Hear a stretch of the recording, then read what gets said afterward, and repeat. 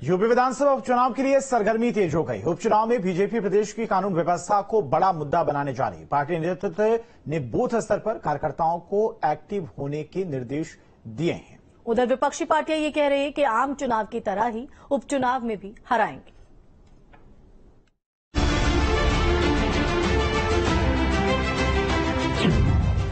उपचुनाव के लिए बीजेपी ने कसी कमर। सभी 10 विधानसभा सीटों पर बीजेपी की नजर। यूपी में विधानसभा उपचुनाव की हलचल तेज हो गई। लोकसभा चुनावों में खराब प्रदर्शन के बाद बीजेपी के सामने उपचुनावों में धमाकेदार वापसी की चुनौती है। यही वजह है कि बीजेपी ने अपने सहयोगी दलों के साथ सभी 10 सीटों के लिए रणनीति तैयार की।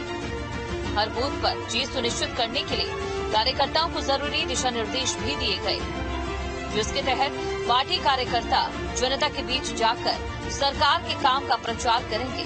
पार्टी कानून व्यवस्था में सुधार को बड़ा मुद्दा बनाने की तैयारी में है। लोगों के बीच कार्यकर्ता 2017 के पहले और बाद में कानून व्यवस्था पर चर्चा करेंगे। बीजेपी का ये दावा है कि सरकार की उपलब्धियों और कानून व्यवस्था में सुधार के दम पर बीजेपी और सहयोगी सभी 10 सीटों पर जीत दर्ज करेंगे। 2017 के पहले की सरकार कैसी थी और 2017 के बाद की सरकार कैसी है।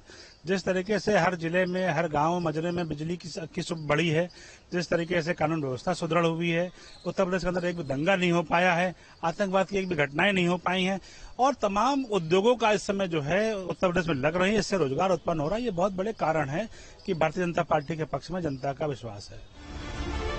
उत्तर प्रदेश में विधानसभा की जिन 10 सीटों पर उपचुनाव होने हैं, उनमें करहल, मिल्कीपुर, कचेरी, कुंद्रकी और सिसामऊ सीट एसपी के कब्जे में थी, जबकि फूलपुर, खैर और गाजियाबाद की सीटों पर बीजेपी के विधायक थे। वहीं मंझवा सीट निषाद पार्टी, जबकि मीरापुर सीट रालौत के कब्जे में थी। बीजेपी की जीत के दावों पर विपक्ष ने चुटकी ली। एसपी और कांग्रेस में सीटों को लेकर भले ही आपसी खटपट चल रही हो, पर पार्टी नेता उपचुनाव में फिर से जोरदार प्रदर्शन की बात कह रहे हैं।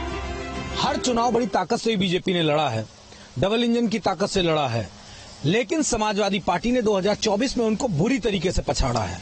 उत्तर प्रदेश में चारों खाने चित किया है और पटकनी देके हराया है। 10 पे तो सबसे ज्यादा समाजवादी पार्टी ही जीतेगी। 2017 को 7 साल बीत चुके हैं, इनकी दूसरी सरकार आ चुकी है, जवाबदेही अब इनकी है और अब की लोकसभा के चुनाव में जनता ने जवाबदेही पूछ ली, इसीलिए इनको खींच के नीचे ले आए। लोकसभा चुनाव का हिसाब बराबर करने अपने दोनों डिप्टी सीएम के साथ मुख्यमंत्री मैदान में उतर चुके हैं, तो वहीं विपक्षी पार्टियां भी दमखम दिखा रही है, जिससे उपचुनावों को लेकर यूपी में सियासी पारा हाई हो गया है। Team news state.